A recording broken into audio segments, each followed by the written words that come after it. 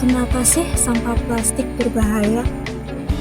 Kantong plastik dan jenis plastik lainnya sulit terurai di tanah karena rantai karbonnya yang panjang, sehingga sulit diurai oleh mikroorganisme. Kantong plastik dan jenis plastik lainnya akan terurai ratusan hingga ribuan tahun kemudian. Sampah plastik apabila dibakar bisa menyebabkan polusi udara dan gangguan pernafasan, dan juga apabila dibuang sembarangan akan membunuh hewan di laut. Berapa banyak sampah plastik yang dihasilkan setiap tahunnya? Di Indonesia merupakan penghasil pencemaran sampah plastik terbesar kedua di dunia. Menurut Menteri Lingkungan Hidup dan Kehutanan, menyebutkan data timbunan sampah pada tahun 2020 mencapai 67,8 ton.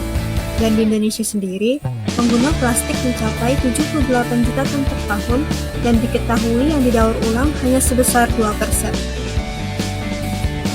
Untuk di Kalimantan Timur, menurut Kepala Bidang Pengelolaan Sampah dan Limbah Bahan Berbahaya dan Beracun Badan Lingkungan Hidup Kalimantan Timur, pada tahun 2018 mencapai 8.320.321 ton sampah, dan dalam sehari bisa mencapai 227.954 ton. Kemudian pada tahun 2017 mencapai 730.876 ton. Lalu, upaya apa sih yang harus kita lakukan untuk mengurangi sampah plastik? Untuk mengurangi sampah plastik yang harus kita lakukan, pertama, kurangi penggunaan sedotan plastik. Kedua, bawa tas belanja sendiri. Ketiga, membawa botol minuman sendiri. Keempat, biasakan masak di rumah. Dan kelima, beli barang dalam jumlah besar sekaligus. Selanjutnya, penerapan 3R, yaitu reduce, reuse, dan recycle. Reduce adalah mengurangi sampah, reuse, menggunakan kembali, dan recycle, mendaur ulang. Selain itu, untuk mengurangi sampah plastik dengan menggunakan metode EcoBrick. EcoBrick adalah bata ramah lingkungan yang memanfaatkan botol bekas diisi padat dengan sampah plastik bersih dan kering. Berfungsi sebagai balok bangunan yang dapat digunakan kembali. EcoBrick secara tidak langsung mengamankan sampah plastik dari dehidrasi menjadi racun dan mikroplastik. Oleh karena itu, EcoBrick adalah salah satu cara untuk mengolah dan memanfaatkan sampah plastik yang ada. Selanjutnya, manfaat EcoBrick. EcoBrick dimanfaatkan sebagai furnitur rumah seperti kursi, meja, dan lain-lain. EcoBrick bisa dijadikan sebagai furnitur rumah dikarenakan sampah plastik memiliki sifat tahan air, tahan lama, dan kuat. Gimana sih cara membuat EcoBrick?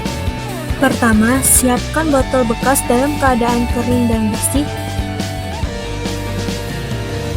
Kedua, siapkan sampah plastik dalam keadaan kering dan bersih. Sampah plastik yang dijadikan EcoBrick adalah kantong plastik, kemasan atau wadah plastik, sedotan plastik, dan sendok plastik. Setelah sampah plastik dikumpulkan, kemudian sampah plastik dipotong menjadi beberapa bagian atau keping. Ini dilakukan untuk memudahkan sampah plastik dimasukkan ke dalam botol bekas. Sediakan tongkat bambu. Tongkat ini nantinya untuk mengemas sampah plastik agar muat dimasukkan ke dalam botol bekas. Terakhir, sediakan timbangan. Timbangan ini digunakan untuk menimbang EcoBrick yang telah jadi. Untuk EcoBrick yang menggunakan botol bekas ukuran 600 ml minimal beratnya 200 gram, dan yang menggunakan botol bekas ukuran 1,5 liter minimal beratnya 500 gram.